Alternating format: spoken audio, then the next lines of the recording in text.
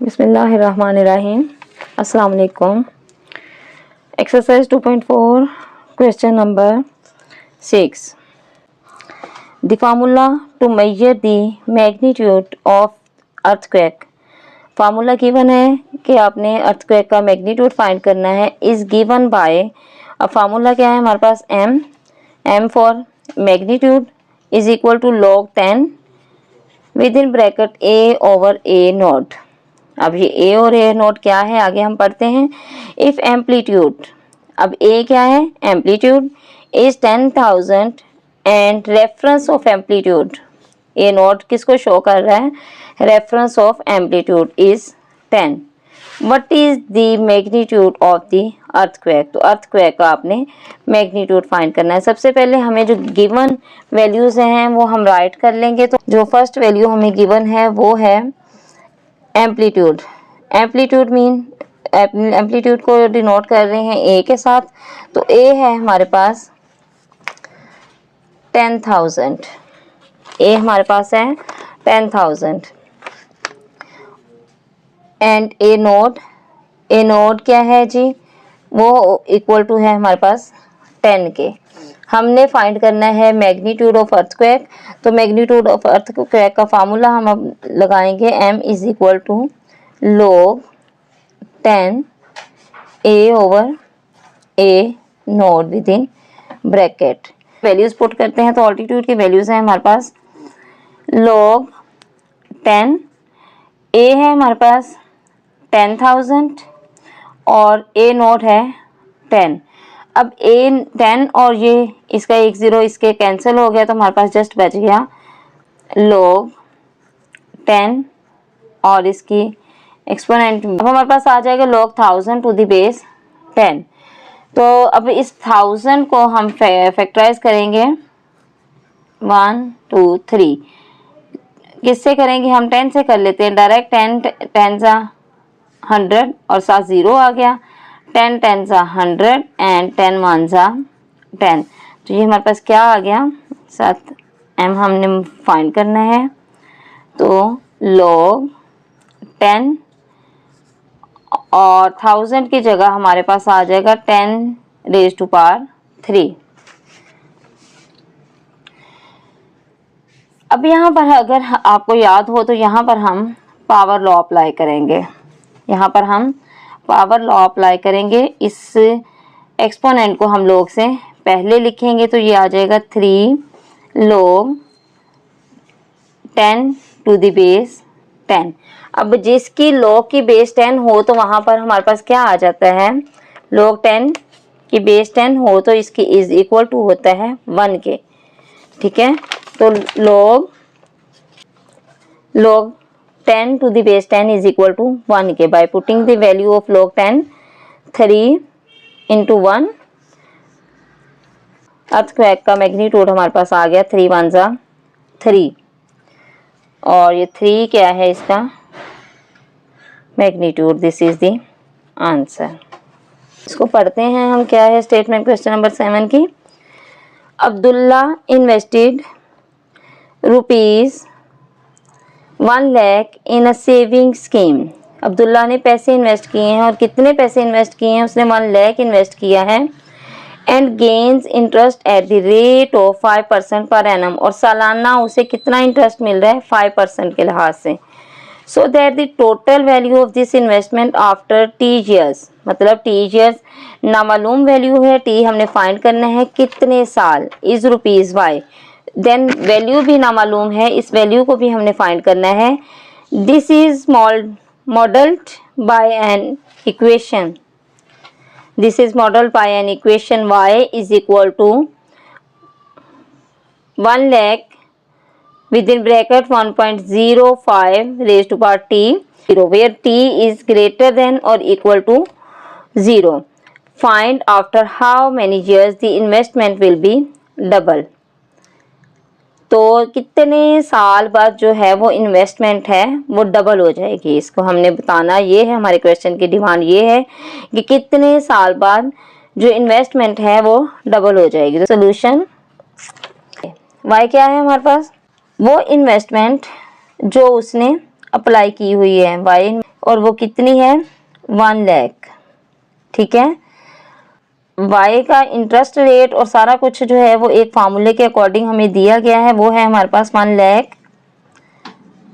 Multiply by 1.05 raise to power T.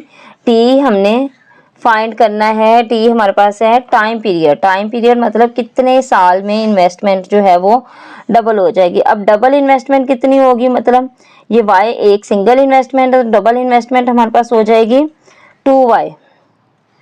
So double investment कितनी हो जाएगी,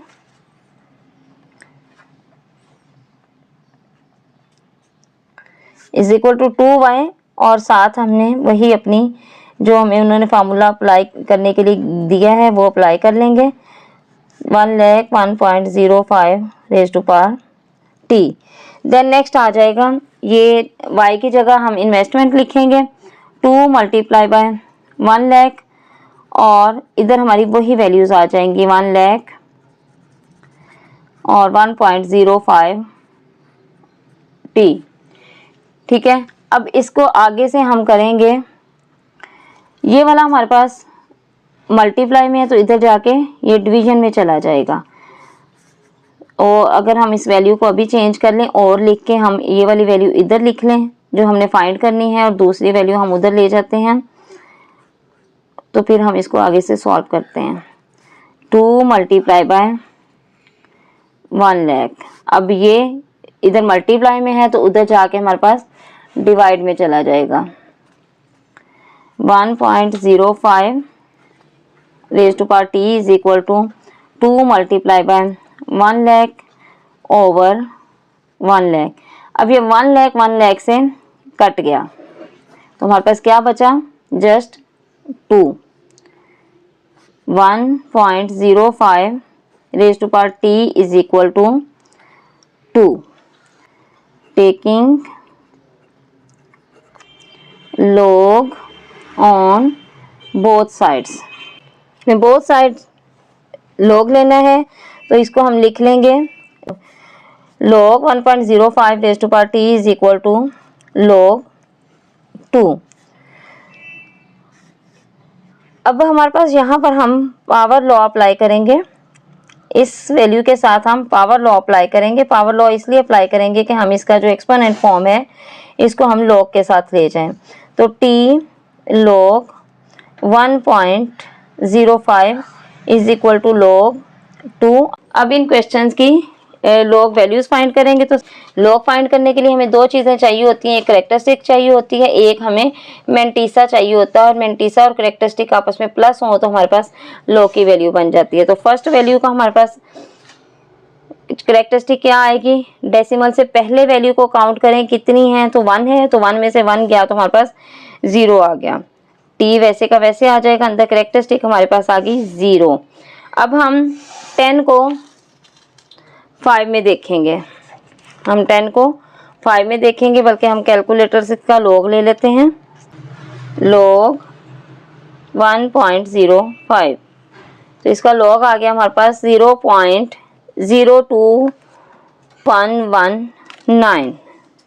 इसका log आ गया 0.021, और अगला पॉइंट हमारे पास 8 है तो हम 1 में बढ़ा देंगे तो ये हमारे पास आ जाएगा 2110212 इज इक्वल टू। अब हम log 2 का लेंगे, log 2 की भी हमारे पास करेक्टरिस्टिक जो है वो, अब ये देखें हमारे पास डेसिमल यहाँ प्लेस कर रहा है, तो डेसिमल से पहले हमारे पास सिंगल वैल्यू है, तो सिंगल वैल्यू का हमारे पास करेक्टरिस्टिक जो है वो 0 आता है।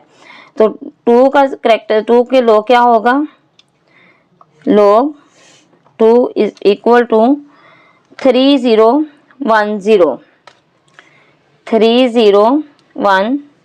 ये वाली है कि वैल्यू हमारे पास।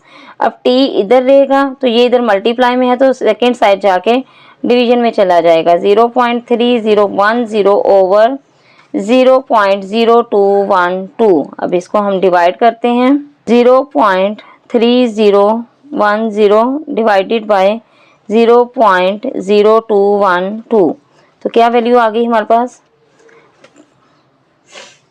14.198 14.19।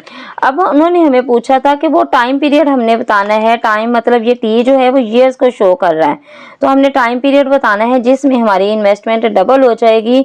तो हमारे पास ये अप्रॉक्सीमेटली आ जाएगा 14 ईयर्स। अप्रॉक्सीमेटली हमारे पास कितना आ जाएगा, 14 ईयर्स में उसकी इन्वेस्टमेंट जो है वो डबल हो जाएगी। डबल मतलब 2 लाख उसकी इन्वेस्टमेंट जो है वो 14 ईयर्स के बाद होगी। क्वेश्चन नंबर 8 है, Huriya is hiking up a mountain where the temperature decreases by 3% और अ फैक्टर ऑफ 0.97। हुरिया जो वो हाइकिंग कर रही है और वहाँ का टेम्परेचर जो है वो डिक्रीज करता है 3% के लिहाज से, और उसका फैक्टर भी जो बता रहे हैं वो 0.97 है। फॉर एवरी 100 मीटर्स, हर 100 मीटर के बाद तकरीबन 3 जो डिग्री है 3% जो है वो टेम्परेचर जो है वो डिक्रीज कर रहा है। Gained in altitude the initial temperature, अब स्टार्ट का टेम्परेचर उसका क्या था, initial temperature T I at sea level is 20 degree centigrade, यानी वो जब ज़मीन पर है हाइकिंग से पहले वाला उसका जो टेम्परेचर है सी लेवल पर वो 20 डिग्री सेंटीग्रेड है, और ये है initial temperature. Using the formula T is equal to initial temperature into 0.97 raise to power H over 100। Calculate the temperature at an altitude, altitude क्या है एच, एच की हमें कितनी हाइट वो देख रहे हैं 500 मीटर। 500 मीटर हाइट पर जो है वो आपने टेम्परेचर कैलकुलेट करना है। तो हम सबसे पहले यहाँ पर क्वेश्चन नंबर 8 सॉल्यूशन लिखना है, और हम सब इसमें गिवन अपना देंगे कि हमें उन्होंने क्या क्या चीज़ें दी हुई हैं जिनकी मदद से हमने क्वेश्चन को सॉल्व करना है। सबसे पहले उन्होंने इनिशियल टेम्परेचर दिया है। Initial temperature T I is equal to है 20 डिग्री सेंटीग्रेड, ठीक है। और हमें हाइट दी है, हाइट को उन्होंने किस चीज़ से शो किया है, एच से, और वो कितना है 500 मीटर। टेम्परेचर जो है वो फाइंड करना है, फाइनल टेम्परेचर हमने फाइंड करना है, तो उसके लिए फार्मूला गिवन है इनिशियल टेम्परेचर मल्टीप्लाई बाय जो उसकी रेंज थी 0.97 raise to power H over 100। Initial temperature की और एज की हम वैल्यू पुट करते हैं, तो इनिशियल टेम्परेचर हमारे पास 20 मल्टीप्लाई बाय 0.97 और एज है हमारे पास 500 ओवर 100। अब यहाँ से 100 और 500 आपस में कैंसिल हो गए, तो हमारे पास जस्ट 5 बच गया, ठीक है। तो वैल्यू आ गई हमारे पास 20 multiply by 0.97 raise to power 5। अब क्या करेंगे,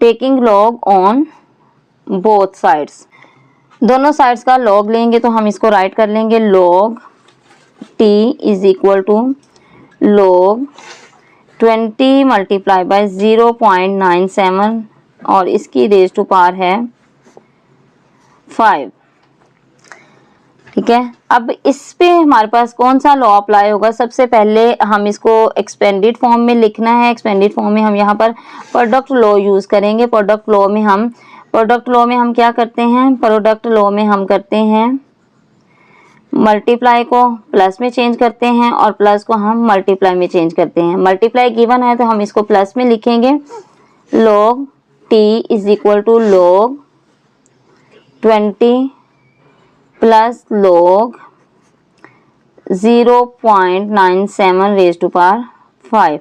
अब इस वैल्यू के साथ हमें पावर लॉ अप्लाई करना पड़ेगा। इस वैल्यू के साथ हम पावर लॉ अप्लाई करेंगे। पावर लॉ में क्या होता है हमारे पास, हम इसके एक्सपोनेंशियल को लॉग से पहले ले जाते हैं, तो log T is equal to log 20 plus 5 log 0.97। t is equal to log 20 plus 5 log 0.97। अब इन वैल्यूज़ का हमने लॉग लेना है, तो लॉग लेने के लिए सबसे पहले हमारे पास दो चीज़ें होनी चाहिए, एक हमारे पास कैरेक्टरिस्टिक और एक हमारे पास मेंटिसा, ये दोनों आपस में प्लस होंगी तो हमारे पास लॉग की वैल्यू आ जाएगी। log 20 की करेक्टरिस्टिक लिखें, हमारे पास आ जाएगी 1 2, 2 में से 1 माइनस किया तो 1 आ गया 1 पॉइंट। अब 20 को हम 0 में देख लेते हैं, तो 20 हमारे पास ये है वैल्यू 20, इसको 0 में देखा तो 3010, 20 को 0 में देखा तो 3010, वो हमने यहाँ लिख दिया 3010 प्लस 5। अब इसका हम करेक्टरिस्टिक लेंगे तो पॉइंट से पहले हमारे पास सिंगल डिजिट है और वो डिजिट भी जो है वो 0 है, तो 0 में से 1 माइनस करेंगे। अब लेफ्ट साइड जितने 0 होते हैं उतना हमारा नेगेटिव करेक्टरिस्टिक आ जाता है, तो हम इसको नेगेटिव करेक्टरिस्टिक लिख लेंगे 1। अब ये नेगेटिव करेक्टरिस्टिक जो है प्लस होगा हमारे मैंटीसा के साथ, मैंटीसा हम अलग लिखते हैं। 97 को हमने 0 में देखना है, मैंटीसा के लिए हमने 97 को 0 में देखना है, तो ये रहा हमारे पास 97 को हम 0 में देखें तो हमारे पास आ रहा है 9868। 97 को 0 में देखें तो 9868, जो हमने लिख लिया 0.9868। अब इन दोनों वैल्यूज़ को हम सबसे पहले प्लस माइनस करेंगे। हमारे पास है -1 प्लस 0.9868, वैल्यू आई हमारे पास 0.0 आएगी, नेगेटिव की ही 0.0132, और साथ हमारे पास 5 जो है वो मल्टीप्लाई में है, ये एज इट इज़ लिख लेंगे 1.3010। अब ये मल्टीप्लाई होगा 1.3010, अंदर मल्टीप्लाई करेंगे हम इस वैल्यू को, और प्लस माइनस हमारे पास आ जाएगा माइनस, तो इसके साथ हम मल्टीप्लाई कर देते हैं 5, जो हमारे पास वैल्यू आ गई 0.066, 0.066, एंड पे 0 ना भी लिखें तो कोई फ़र्क नहीं पड़ता जी। हमारे पास वैल्यू बन गई थी 1.3010 माइनस 0.0660, इनको हम कैलकुलेट कर लेते हैं। 1.3010 माइनस 0.0660, तो क्या आ गया 1.235, हमारे पास वैल्यू आ गई 1.235। अब क्या करेंगे हम, यहाँ पर इसका लेंगे एंटी लॉग, तो यहाँ हमारे पास था log x और यहाँ हमारे पास वैल्यू आ गई log x की, तो हम taking antilog on both sides, तो दोनों साइड्स पे हम एंटी लॉग लिखेंगे। Antilog log x is equal to antilog 1.235। अब 1.235 का हम एंटी लॉग लेंगे, तो एंटी लॉग हमारे पास डेसिमल वैल्यूज़ का होता है, तो डेसिमल वैल्यू हमारे पास स्टार्ट हो रही है 23 और 5। 0.23 को हम 5 में देखेंगे, 0.23 हमारे पास ये रहा, 0.23 को हम देखेंगे 5 में, काउंट कर लेते हैं 0 1 2 3 4 5, तो हमारे पास आ गया 1718। 0.23 को 5 में देखा तो 1718।